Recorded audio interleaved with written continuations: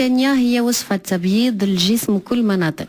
اذا وصفه تبييض الجسم، وهذه الوصفه صالحه كل الاخوات اللي عندهم المشكل ديال الكحوليه والمشكل ديال التلوين ديال البشره ما كيكونش متوازن في الداس ديالهم كامله. صالحة حديثة للرقبة، صالحه الرقبه، صالحه للمرافق، وكذلك حتى الركابي حتى هما كتصلح لهم هذه الوصفه هذه. والوصفه اللي غادي نديروها في الحمام، اذا شنو كنديروا هذه الوصفه، شنو كناخذوا فيها؟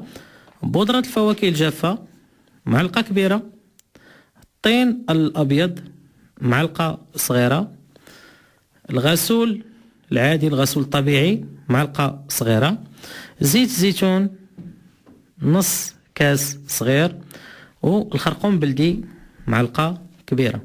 اذا نعاود: بودره الفواكه الجافه معلقه كبيره، الطين الابيض معلقه صغيره، الغسول الطبيعي معلقه صغيره، زيت الزيتون نص كاس صغير، والخرقوم بلدي معلقه كبيره.